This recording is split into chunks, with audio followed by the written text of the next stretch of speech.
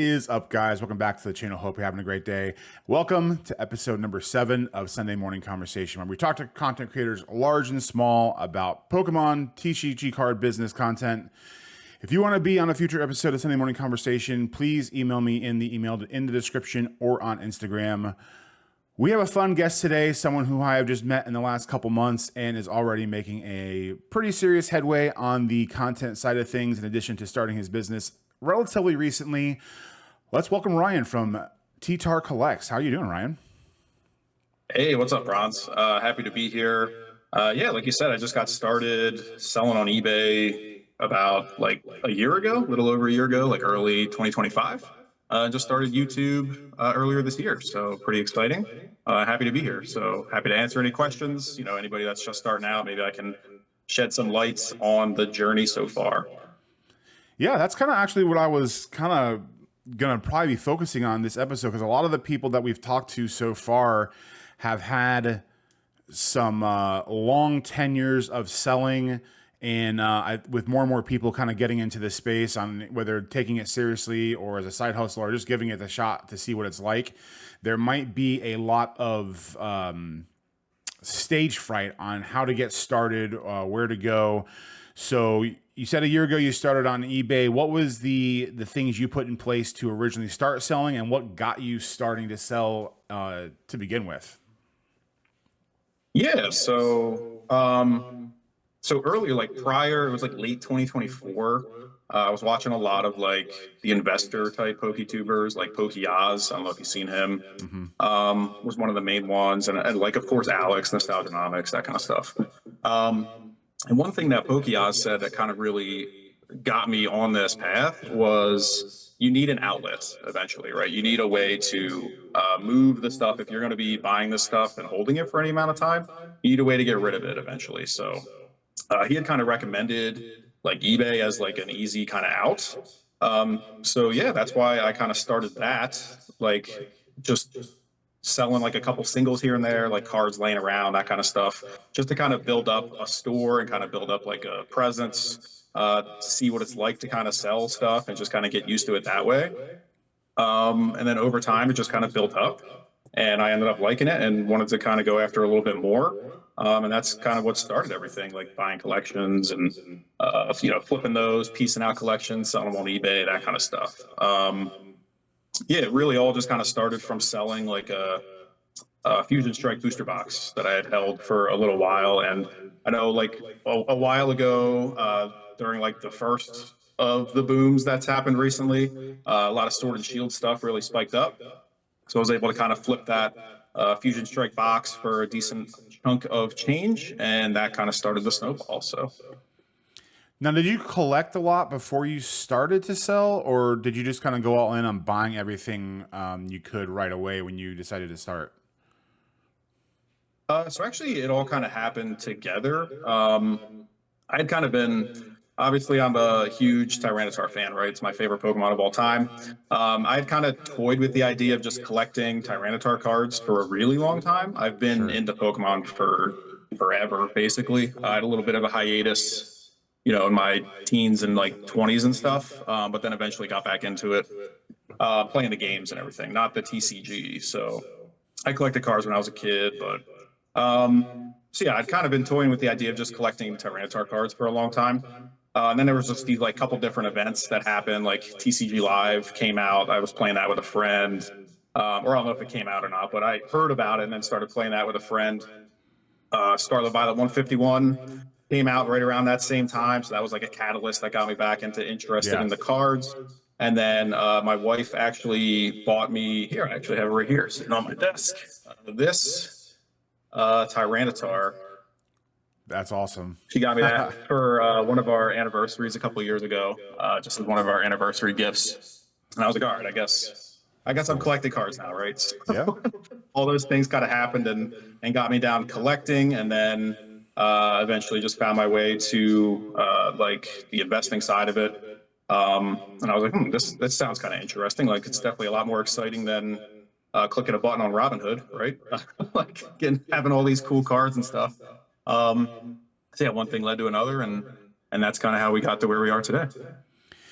Would you, since you did start somewhat recently, would you implore people who are starting now to start with eBay, or would you say TCGplayer, or how would you tell someone who's trying to start now how to decide on where to start selling? Because they obviously, we say the same things almost all the times in this hobby, but different marketplaces, different prices, different clientele. eBay's a much more casual seller.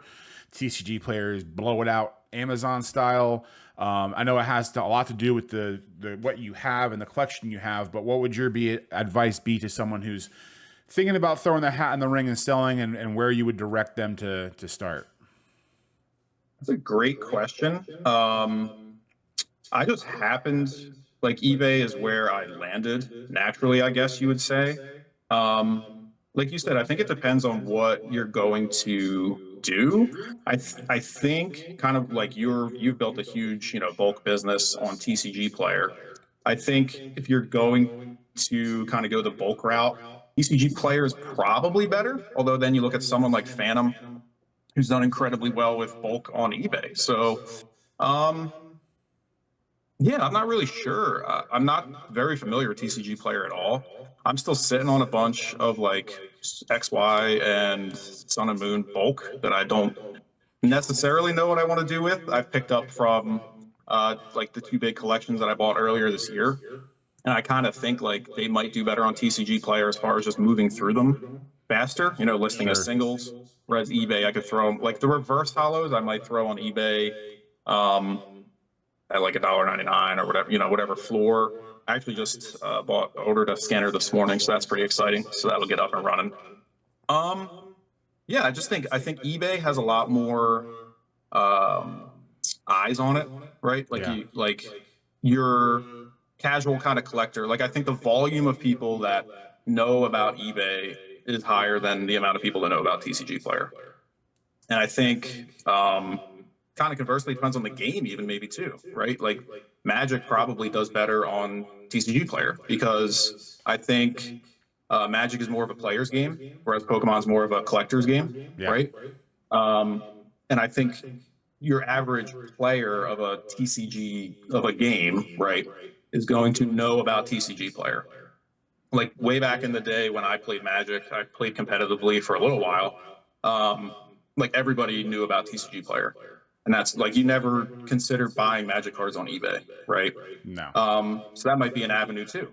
Like depending on the game that you're going to play, might kind of determine what platform's better. I think both you can find success on, and I think neither is like really oversaturated or anything. There's enough buyers out there that are going to go to whatever platform, but I think it depends on the game. It probably depends on what you're planning to sell. Like if it is going to be bulk, you might be better off starting on TCG Player just to kind of get familiar with like selling online. I think a lot of the skills are going to translate too, right? Sure. Like the packaging, how are you managing the orders on the back end, like printing labels, doing like all that stuff is going to translate between both platforms. So there could be some like maybe you switch it up and do both. Maybe you start on one, kind of eventually migrate to the other. It seems like a lot of people are doing that too. Um, I do see a lot of videos where people are like, "All right, I'm switching everything to eBay." So I don't know if that's the move. I know you've even started your like building up your eBay a little bit more recently as well. But I just think personally, I do like eBay how you have all the pictures too. I Yeah. think that's a nice kind of like advantage that the platform has. Um, of course, a little bit probably matters a little bit more again if you're selling like higher end cards versus bulk though, because I don't know that many people care too much if their like 10-cent card has a chip in the corner.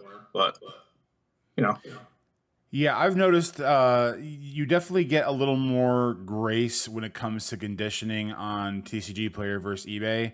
Not to say that I don't have people that message me and say, "Hey, this card was light play when it was supposed to be near mint," or this, that, the other. But when you're putting pictures up there on stuff and you're classifying it as one thing on eBay and they get it and it's not that, because it is usually a more casual collector, they're usually a little more. Not precise isn't the right word, but they're a little more on average going to say something, which isn't a huge deal. I mean, car conditioning is somewhat, you know, rule based on your own. I mean, there's generalities, like if you see a giant marker through the front of a card, you're not going to call that near mint. But there can Right. be some general conversations on what the border from near mint to light play is, and so on and so forth. How do you decide what you're going to collect and what you're going to invest in? Because I haven't had an opportunity to really start investing in anything, and I don't know how much I'm really going to do other than just having like a ETB collection or some slabs and stuff of my favorite Pokemon. But I feel like it's a very hard line from like just from collecting and selling. It's hard to do both, and I would imagine that investing and collecting are in the same. So how do you pick what you're going to collect, what you're going to invest in? Where is that line to differentiate the two for anyone who's either thinking about doing it or doing it and having trouble separating the two?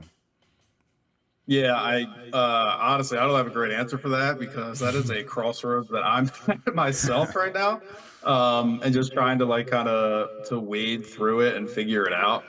I mean, at the end of the day, like basically, I think you have to set like expectations or goals for yourself, or you're just going to fail one way or the other. Um, and you have to kind of have like hard lines, like you kind of said. Like for me, I collect Tyranitar cards, right? And that's Yeah. like basically the only Pokemon that I'm collecting. I don't do master sets. The only master set I did was Scarlet Violet 151 because I'm a Gen 1er, and you know that's what it is. Is my Dirty favorite Gen set of Oneer. Scarlet Violet, of course. So, uh, so yeah, I master setted 151, and that's it. I'm not doing any other master sets. I collect Tyranitar. I do like I collect Larvitar, Pupitar, you know, all the whole evolution line. I have a master set going. That's like a super long term goal because there's some crazy expensive cards Oh there. yeah. Um, and then other than that, like I don't view I'm not like collecting sealed, so to speak. So pretty much anything I get that's sealed would be I would classify as like long-term investing. I might end up having to crack into some of that stuff because you know I'm looking at getting a rip and chip going at some Nice. point here in the hopefully near future. So you know I might dip into some of that stuff for that. I'd like to, if possible, hang on to like the older stuff that I do have still. Not that it's like very old. The oldest stuff I have is Sword and Shield, you know, sealed stuff. So, but yeah, I'd prefer to just kind of hold on to that stuff. I think it's tough, definitely. I would probably recommend if you're going to try to do like all of these things, um, you're probably not going to like really excel at one of them. So that's where I said I'm kind of at a crossroads. I need to kind of decide what Yeah. direction I want to go. I've definitely slowed down on picking up sealed stuff specifically for like longer term holding because all of my kind of cash flow is going into the business basically. Um, you know, I've gotten a lot better at like personal finance within the last couple of years and just kind of like budgeting and stuff like that.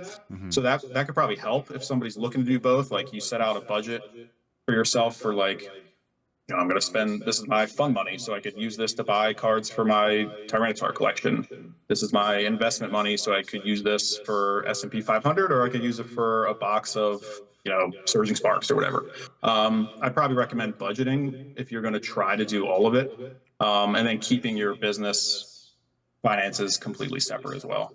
So like anytime, like anything I sell on eBay, that's like its own you know bucket so to Sure. speak, and I use that money to kind of you know reinvest into the business. So that's probably Yeah, what I I recommend think for some guardrails.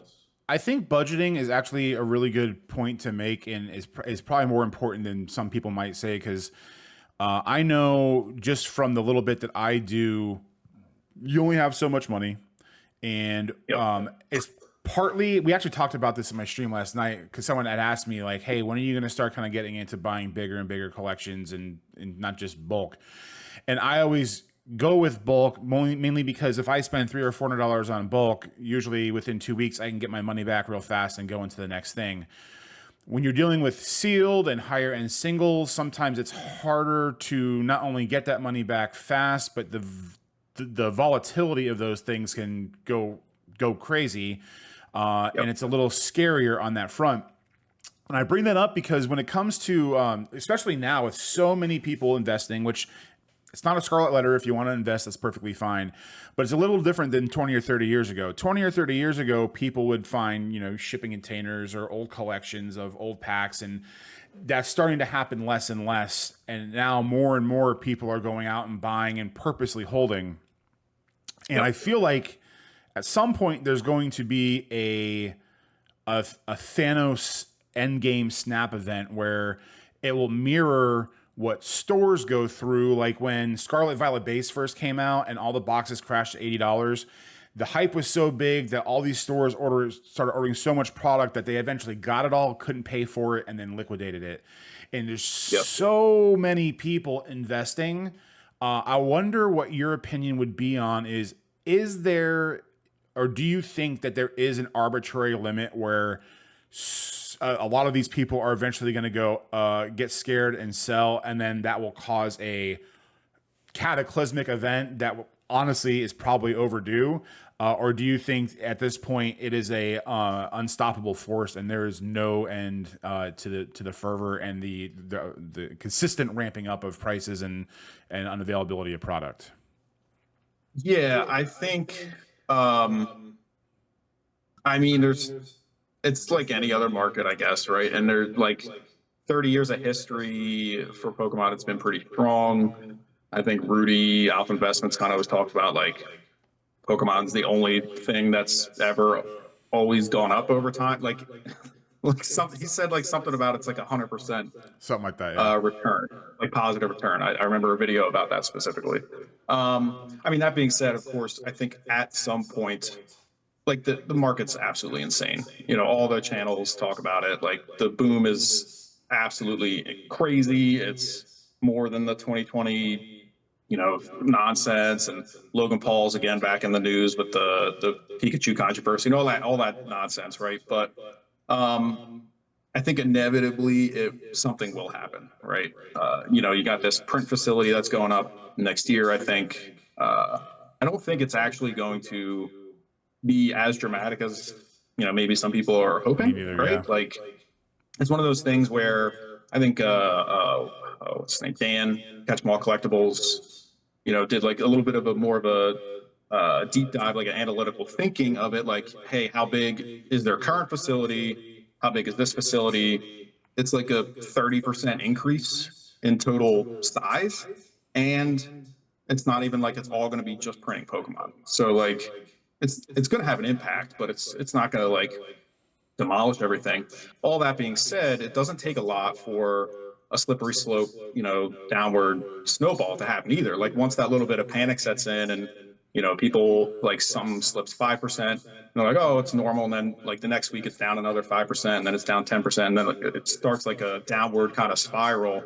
And everybody's trying to like panic and cash out. I think that's inevitable, just like with any market, so to speak. There's ups and downs. I think right now Sure. it's been so parabolic over the last year, 2 years at this point, that we will get a correction eventually.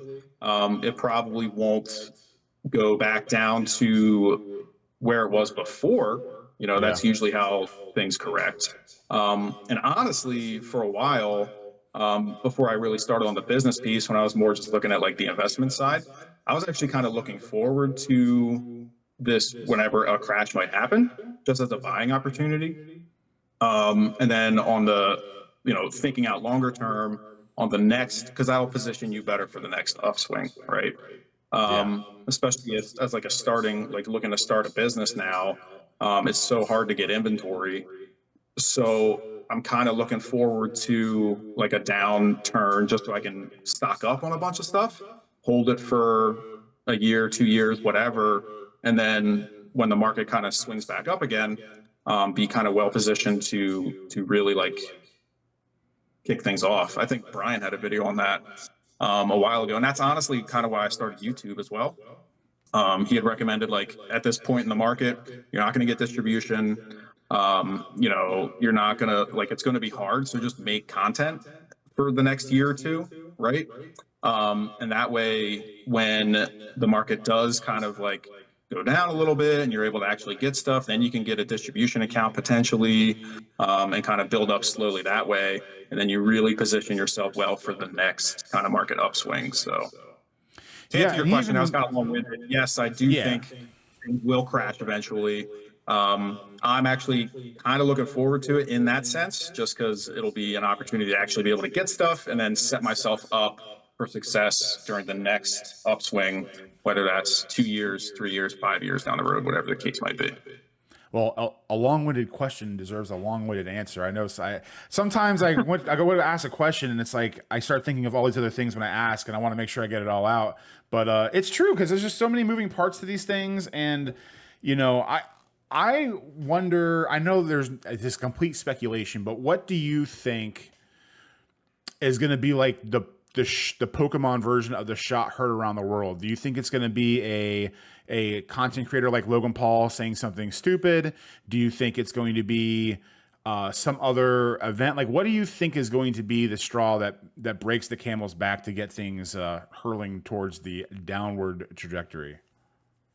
It's interesting. Like, I feel like that's already happened like 3 times and it still hasn't stopped, right? Like, the first one was, when back in, what was it, like early 2025 or late 2024, when Yeah. Prismatic was coming out and that's when things really kicked off. Like, Surging Sparks, I think, was the first kind of big one with the Rainbow Pikachu that went up to like $500, and people were like, "Oh my god, what's happening?" Then Prismatic came out. That was kind of a no-brainer. It's like we have all the evolutions in the same set. This has never happened before. Not everybody likes the Stellar Crown, so it was kind of lukewarm. But obviously, in hindsight, Prismatic is crazy. But then Pokemon put out that statement that was like, "Hey, we're going to print this into the ground." Like, they basically said that, and they really have. Like, seems like every other week, Oh yeah. Prismatic's still getting printed. Those ETBs are still $160, $170. Like, it's crazy, right? So that was kind of the first one where they were like, Pokemon Company actually put out statements that was like, we're going to print this set to demand. They haven't been able to. That caused a little bit of a panic in the beginning. Then you have this print facility, news started circulating about that. People are like, oh, everything's going to be saved and all this, like, good stuff. And yeah, so I feel like these events have already kind of happened and the market's still going crazy. And then the other third one was, it's only going to take 1 or 2 bad sets for the market to crash. And then we get Perfect Order, right? And which is objectively not great, especially compared to like some of the other ones. Sure. And then Chaos Rising is kind of getting like a little bit of a lukewarm, reception a little bit. And that still hasn't crashed anything. And then I think when you mix in like Ascended Heroes, I know it's been all over YouTube over the last week or two. Ascended Heroes is kind of just like carrying the whole hobby right now. I feel like people have been Sure. saying that, and that set's going crazy. You have the Gengar is like over $1,000. The Pikachu is like $700-800. So I do think Ascended Hero is doing a lot of work to kind of carry through Perfect Order and Chaos Rising.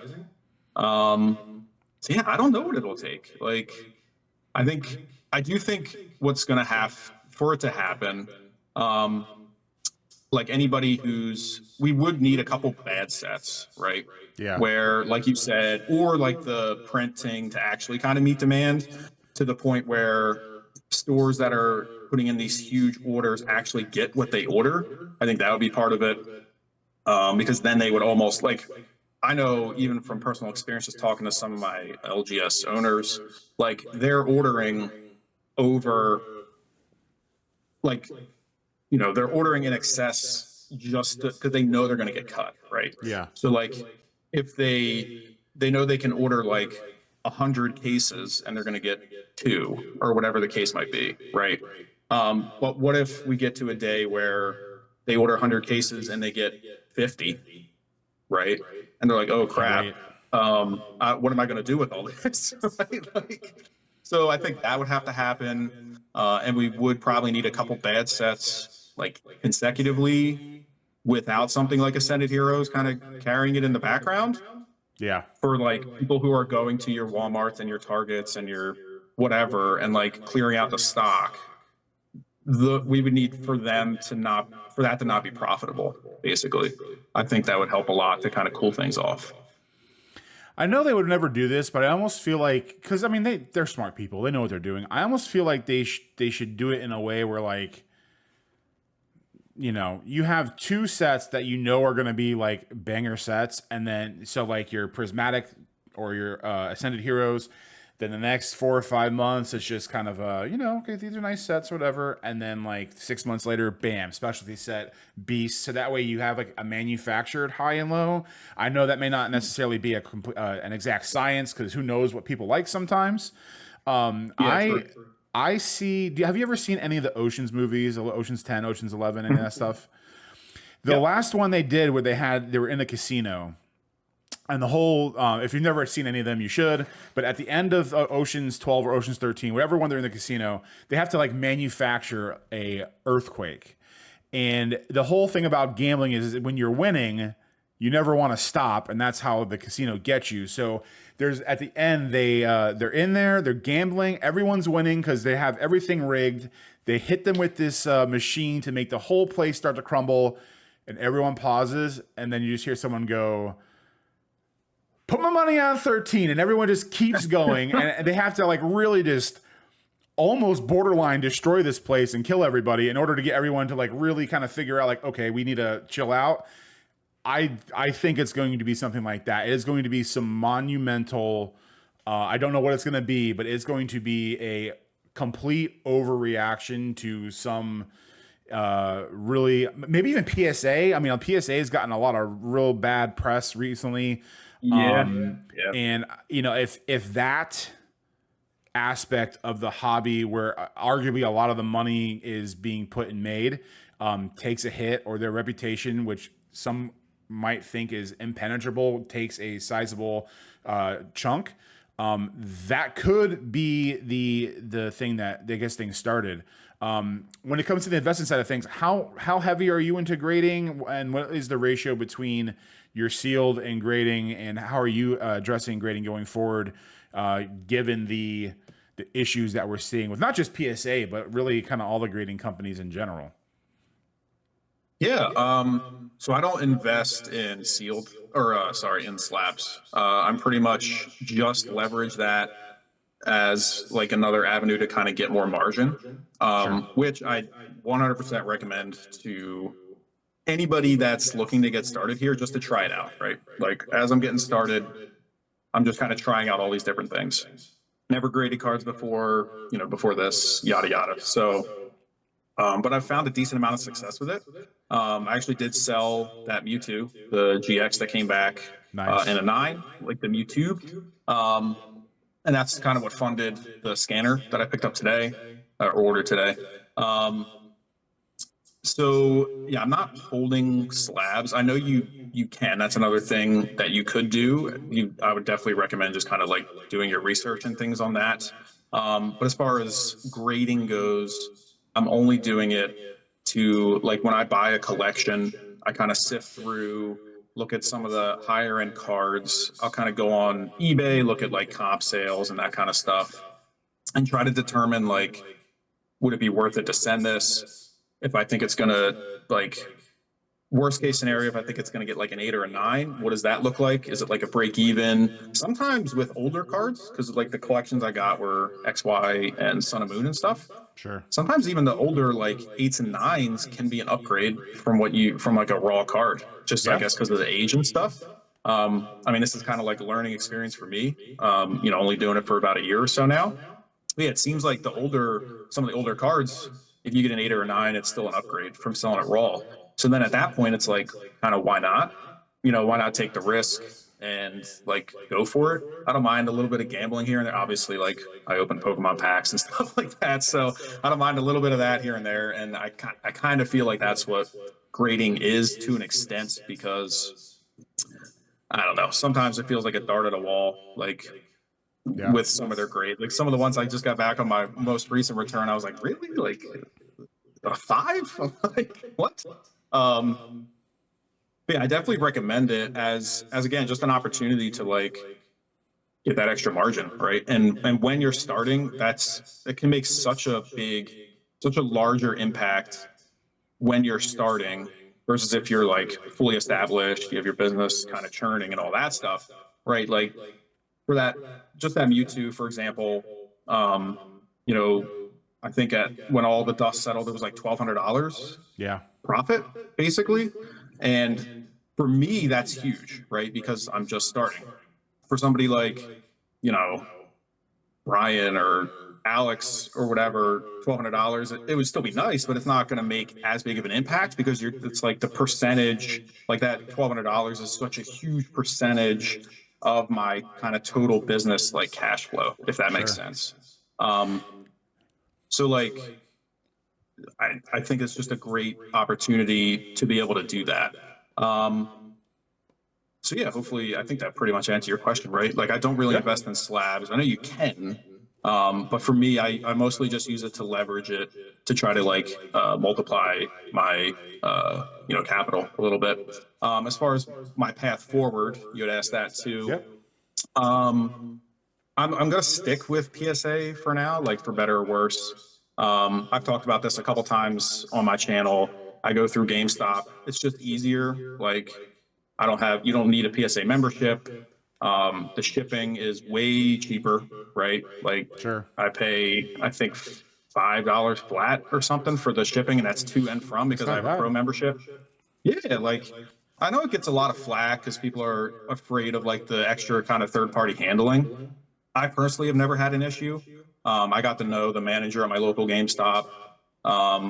So like I had a little bit of like that extra trust there of just kind of having somebody else handle my cards. Sure. Like I said, I personally have never had any issues. It's like $25 a card, which I think is the same as if you had like a PSA membership. I'm pretty sure it's like the same price. I think you actually save a little bit with the pro membership. And I'm not like sponsored by GameStop or anything, obviously, but I do think it's a pretty GameStop good. shill. Yeah.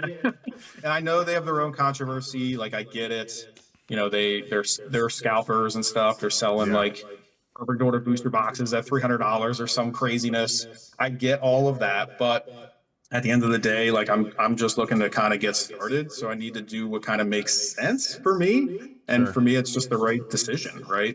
Um, so I am just going to continue doing PSA through GameStop. I think the other thing too is there's no minimum. Like I could send one card if I wanted to. You can't do that if you're doing a direct PSA submission. So just a lot of advantages. I feel like when you're just kind of like getting the feel for it, of doing it that way. Um, like you had mentioned, there was a ton of controversy with PSA. There was that whole like Deoxys scandal, which seemed super, super suspicious. Yeah. If there was ever a no-brainer of a company needing to do the right thing and being like, yeah, that was absolutely ridiculous, and I still can't believe that went the way it did. Yeah. Luckily, I'm not sending in like $40,000 cards or anything Yeah. like that, but that is crazy. And do I wish that like tag maybe comes in and disrupts things a little bit? I just think PSA just needs some stiffer competition, basically, to kind of like force their hand a little bit to maybe, you know, Yeah. one way or the other. There's controversy, and it's hard to know the exact truth. Somewhere it's lying in the middle somewhere. Um, but yeah, I just think they need more competition, and it is a little concerning. Like they're buying all the other grading companies, they're selling the cards that they grade. Is there conflict of interest there? Probably. So yeah, I would like for tag or something like that to really kind of step up and give some stiff competition because competition's healthy, for Yeah. any business. So but yeah, at this time, I'm going to continue with PSA because it's the most liquid as well. That's kind of what it comes down to at the end of the day. Um, if you go to like PSA gets a premium too. I mean, typically, unless you're talking about BGS black labels, like pretty much a PSA 10 is going to outperform any other grading company's 10. So yeah, I just have to do as much as I don't necessarily agree with it. Unfortunately, I kind of have to just to kind of keep Sure. growing the business. Yeah, there are some that say like a CGC pristine 10 is like greater than a PSA 10, but I don't know if I agree with Yeah, that. it can. It might be card specific too at the Sure. same time. I think the Um, one thing with PSA, sorry, the one thing with PSA I wanted to say before you continue is that I wish there was just more transparency in the grade. That's the one yeah, thing 100%. I think that CGC, Beckett, and Tag do, which is they have the ratings of the metrics on the label. They'll tell you if it was a Yep. 10 or 9 on centering or this or that, the other. The fact that PSA not only doesn't include it on the label, they don't even have to put it in the label. Just put it in the QR code information when you go to scan it for your pop reports or whatever. Just put it there so that way you know what the grader saw and then you can evaluate that. Now, I'm sure they probably don't do that because they're going to get a million emails saying, what, you said there's a scratch in this corner, but I don't see a scratch in this corner, and then it's going to cause more customer relations and issues and whatnot. But I think that would help a lot of people kind of restore faith in what PSA is doing. Because, like you said, the more and more closer to the top that you get, unless you are a Michael Jordan or a Kobe Bryant, sometimes the more relaxed and relaxed and relaxed you get to where things start falling through the cracks and they get a little doolally, for lack of a better word. Yeah, like you get complacent, and yeah, that can get dangerous. I think you can pay to get greater comments. That I think you can Yeah, too, but I don't. When you're paying 25, I'm sure you agree with this, but when you're paying 20, 30, $40 a card for grading, you shouldn't have to pay an upcharge to know why the guy grading your card gave you the grade that you yeah, did. I agree. It might only be available on higher end services too. I'm not sure. I've never bothered looking into it, and I don't know that you can do it through GameStop anyway. But if you're going direct through PSA, I think you can pay for the comments, but it might only be on like, you know, higher end submissions or whatever. Like Sure. when you send it in, like, and even like that Mewtwo, I had to pay an upcharge when I picked it up, so it was like $75 to grade, which is also like interesting because it's not like it took them any extra time, but it's like, yeah, this, you have to pay us an extra $50 Yeah. for this card because it's worth more. Okay. Yeah. I don't watch a lot, but I think though of Rattle, nothing against him. I just don't watch it a lot. But the one thing that he says all the time, which I agree with, is it's like you're paying for a service. That service isn't dependent on the grade you give. It'd be different if you went like to a car wash and you said, okay, $10 to get my car washed, $20 for a car wash and air pressure check, $50. You're paying for a different level of things. With PSA, Yep. they're still doing the same stuff amongst all those tiers, $20 and up, and it's just a money grab, and there's no way to stop it because it's their own company, and it's lame. Yeah. Yeah, I agree. Yeah. So when it comes to, I want to go back to the card stuff. What do you have more stock in? Because I think there's a big conversation as to prismatic evolutions and ascended heroes. I know you're not going to be necessarily giving financial advice, but if you were starting to try to invest anything right now, which one are you going for? Which camp are you in? And do you have any particular reason why? I would probably go with Prismatic if I had to pick one. Only because the price, like we said earlier, is still crazy. Like I think they're close in price. Like they're both like Yes. 170 an ETB, give or take. Um, but Prismatic's been printed like a billion times, and it's still holding at that price. Ascended Heroes is brand new. You know, we just got the bundles yesterday. Like they're still putting out products for it, and it still has a long time in its life cycle. Prismatic is only around for I think less than a year still. Like I don't know if people have fully grasped that either. Like it goes out of print next, spring or whatever, next April, I guess. Um, I think it's going to go off the absolute charts when it finally goes out of print, right? Like if the price is still that strong, despite the volume of product they've been putting out, like they really did stay A true to their word lot. as best they could. A lot. Uh, Yeah. yeah, they've been printing it and printing it and printing it. I don't think you can go wrong with either, though. To be honest with you, I mean, everybody always talks about 5, 10 years. How many people actually hold for that long? Not that many, right? It's the same thing with your standard like conventional investing and stuff like that. Um, so I think if either one would be good, I think I think the power, like Eevee and Umbreon, like evolutions are insanely popular. I think Umbreon, you see it in Umbreon sets across the ages, like Umbreon Yeah. cards rather across the ages. The Umbreon VMAX was like a generational card from Sword and Shield, probably the most iconic card out of all of Sword and Shield sets. So I think Umbreon will do a lot of heavy work to carry kind of Prismatic in that way. I think having all the evolutions in the same set is crazy. I think having the God Pack with all the evolutions, having that Yeah. chase is crazy as well. Of course, Ascended Heroes has its God Packs too, but Ascended Heroes God Packs can kind of flop. Like if you don't hit the Gengar or the Pikachu, it's Yeah. still great. I've Like right, seen it's some still gnarly still a ones. tremendous, still a tremendous pack. Um, but with the prismatic god packs, what you're getting. You're getting all the evolution SIRs, which is nuts. So yeah, if I had to pick one or the other, I'd probably do prismatic personally. But I think both are great. I Have you think opened have you opened a lot of Ascended? not really. No, I don't open a lot anymore. I had to kind of cut myself off when I when I started Yeah. taking this a little more seriously. Funny story. I actually kind of back when I first got back into it, how they evolved was relatively new, and there's the Tyranitar illustration rare in that set, and I was like ripping until I hit it, and I never hit it, and I spent way too much money on how they evolved booster boxes. Granted, they were $80 back then, right? I was able to grab a booster box of Paldea for $80. Sure. So I was ripping a couple, definitely too many. And in hindsight, if I had held those sealed, I would have been in a much better spot. But um, I was just chasing it and chasing it and chasing it and never hit it, sadly.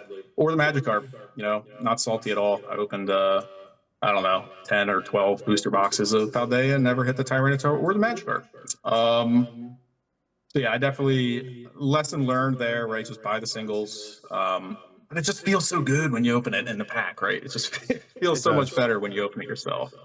So yeah, I don't open that much. I open a couple packs here and there, like if with like some fun money. Like I set aside our fun bucks as part of our budget and stuff. I'll pick up a couple packs here and there and rip those, but for the most part, I don't open too much. It's just doesn't really like make sense financially, right?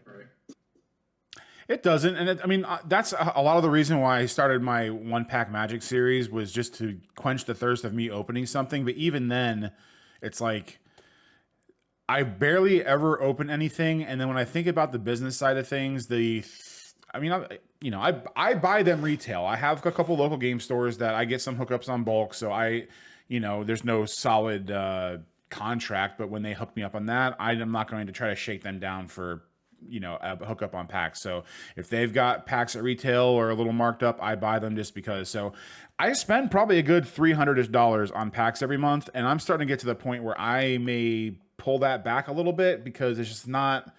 I keep thinking about what else I could be doing for the business, or what else that money could be going to that would be more useful, not only for me but for my audience. I have aspirations of doing a rip and ship too. So all these packs I'm opening, I could be saving. Yep. Same thing with Paldea Evolved. I mean, I probably opened the two big Nexus events that really got me thinking I really should stop opening, with the exception of what I do for the channel, is I opened 4 boxes of Paldea, not in a row, but like staggered. And in all 4 boxes, I hit the same SIR, which is the Chien Pao. And I was happy I got one, but then I was so mad that it was the same one of all. I mean, and it's such a huge set too. So it's like to get to the same one in all 4 Yeah, boxes was ridiculous. And then that is recently, true. when I did the Ascended Heroes ETBs, I bought 4 ETBs from the same store, and 3 of the 4 had the same illustration rare. And I was just like, okay, these huge sets. There's batching is obviously a problem, even though people say it's don't. I'm like done. So I get my 1 box for my opening, a couple packs here and there, and like that's it. So yeah, if you're starting a business, you probably need to be a little more cognizant of what you're spending your money on. And I've kind of learned the hard way, Yep. but there's no better way to learn something than lose a lot of money and then, start from the end. So, what do you have going on for the rest of the year for your channel? It's April. You're starting to pick up some steam over on YouTube. What type Yep. of content are you planning for the future? And what are you kind of going to getting into that we can look forward to down the road? Yeah, that's a great question. So far, I'm still trying to figure out YouTube. I don't. I think the first video I ever did that did like well was like some random like how to like it was about pre-grading, right? Um, like the thumbnail was terrible. I put it out like at the time. I think most of my videos were getting like 50 views or whatever. And I'm like, yeah, whatever. This is the thumbnail's bad. This isn't going to do well. And then it got like 1,000 views, and I'm like, what? Like this doesn't make any sense. Yeah. And then I had the one that kind of took off the most was the 2025 kind of business recap, which again, like, it just it's interesting. Like it's interesting to me, like the finances and stuff, obviously, for a business or any business or whatever. But I'm like, this content's like dry. Like I'm just talking about numbers and stuff like that. I tried to like spruce it up with some pictures and little editing and things like that. And I was really hoping that it would do well because it took me like forever to edit because that's all new to me too, right? Like, Mm-hmm. so I think it took me like hours to edit because I don't have like a laptop, so I'm doing everything on my phone and like CapCut too. So I'm sitting here like messing around on my phone and stuff for like hours, like editing Yeah. this video, and I'm like, oh please, Arceus, let this do well. And I woke up like the next day and it actually was doing pretty well. Got some traction. I think it got like over 2,000 views or so, which is Nice. great for me, right? Yeah.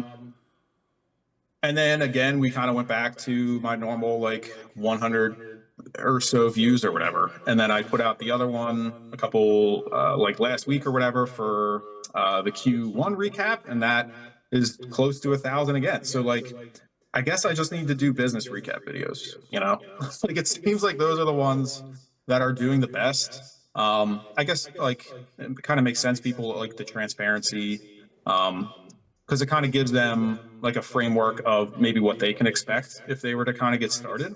Sure. Like, okay, this is kind of what maybe we could work towards. Like, if we're just starting, you know, how many thousands of dollars you can sell on eBay, what does the profit look like, that kind of stuff. I guess it makes sense because it gives people like a little more attainable of a goal or like an expectation versus like they have no idea otherwise what they might be getting themselves into. That's my best guess. So I think it would benefit me probably to at a minimum start doing monthly business recaps, and probably I'd like to get into a rhythm of maybe doing weekly Yeah. on like Sundays or some kind of recap the previous week. I think that would make sense for the trajectory of the channel. I think so. Yeah. As far as like future channel, probably business recaps. Anything like any equipment upgrades. Like when I get this scanner in, I'll have like some content about that, of getting that set up and how that's going to kind of like speed up my listing process. Because I'm like sitting at my desk here, looking over at this giant stack of cards, and I'm like, oh god, listing these by hand is just so time consuming. So yeah, I think any type of like just kind of upgrades or big moments. Like I still got to make a video about the YouTube kind of selling. Like that's a big kind of moment for the channel and the business. So kind of highlighting stuff like that is probably the direction I need to go. Um, Doing more lives would be good, especially I'm still kind of trying to figure out the whole rip and ship thing. I need to connect with a friend to get like a website in order to be able to sell the stuff to do it on YouTube, because Sure. if I'd like to keep it on YouTube if I'm going to do that, because that's where I'm trying to build the community and the brand up anyway. I assume, I don't even know for sure, if I was to do it on like my TikTok, I'm assuming it can kind of build through the TikTok shop. So it's kind of like integrated into the software. Yeah, it's like a Um, whatnot so almost. for, Yeah.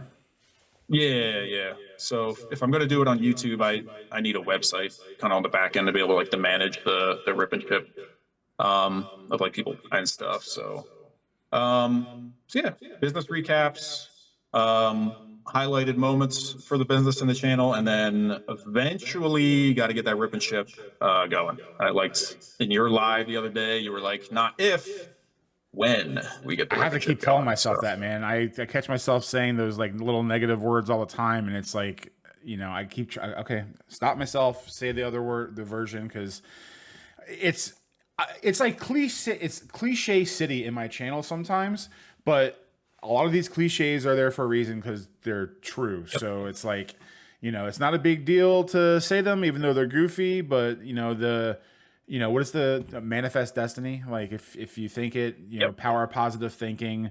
I think that's an excellent strategy, by the way, for doing rip and chips on YouTube. I would imagine that you're probably like me and a lot of others who, when rip and chips were first starting and getting huge on Twitch, doing rip and chips on Whatnot, which I would not recommend because I don't think Whatnot is a good platform at all. But Whatnot, Yeah, TikTok, I and don't want to go those sites that are perfectly fine if you want to do them. They don't have a big. I hate using the word community, but it has a very much just like a cattle farm. It's just get them in, get them out, let's go. And I like the rip and ships where it's a little more slow paced. Yeah, you may not be blowing through thousands of packs, but a little slow paced. You get to talk to people. You're just casually going through them, and that's what I liked about Twitch. That's why I like TJ's rip and ship and a couple of the others that I watch, where it's just a nice, cool event, and I think you would do well. I mean, you got a good personality for it, and Thanks. I hope it happens sooner rather than later. So, is there any subjects that we didn't talk about today that you wanted to talk about, or anything you wanted to go over before we start to wrap it up? No, I think the biggest thing is just to act. I know, and I get caught up in this too. Just starting, right? Like we didn't really talk about that too much, I guess. Looking back, like a year or whatever ago, I didn't really see myself where I am today, right? And that wouldn't have happened. None of this would have happened if I didn't just kind of take that first step and like make an eBay store, right? And that's, Yeah. at the time, it wasn't even a store; it was just an eBay account that I sold stuff on. Um, and I think I get caught up in like what I call like analysis paralysis a lot, where I just have like so many things I want to do. And I don't know how to do them, and I just kind of freeze a little bit, but like to do something, right? Yeah. Whether it's, sort some cards or list a couple cards or make a YouTube video, go live, order a scanner, right? Like just do whatever, do something, just take an action, um, and take it kind of one step at a time. I know it can be a lot. It can be overwhelming for sure. I'm obviously not a huge like tech person. Sitting here talking about editing videos on my phone, right? Like, but I think that's kind of proof that you can do it, right? If you're watching this video, uh, you're probably doing it on your phone. So you can run an eBay store through your phone because that's what I do. So it's hopefully a little bit of encouragement.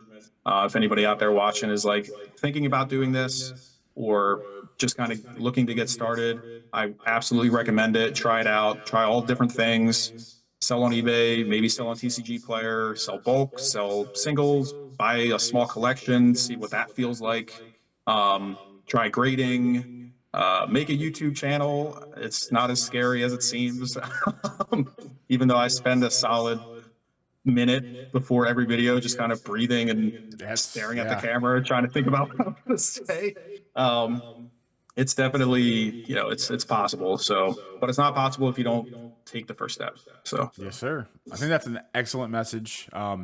Ryan, it's been a pleasure talking to you, man. Absolutely great conversation. Before we do leave, though, if you want to tell the people where to find you, where to buy your stuff, and anything else you want to throw out there.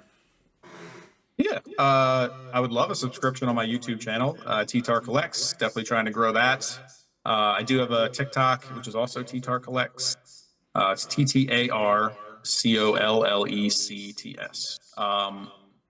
TTar commissions on Discord. I don't have a Discord personally, but if you reach out to me, DM me there, we can talk about stuff. Always looking to buy cards. So And then my eBay is TTar commissions and collectibles. Because we talked about this a little bit right before the call, but I do tabletop painting commissions, or I did. I That's kind of awesome. slowed down on those a little bit because I'm ramping up the card business. Sure. Yeah, chat about tabletop and wargaming and all that fun stuff too. So Awesome. Well, you heard it, guys. Make sure you go check his stuff out. Appreciate you hanging out for this episode of Sunday Morning Conversation. We will see you next week. Hope you guys have a great day, and we'll see you in the next one. Have a good one. Bye.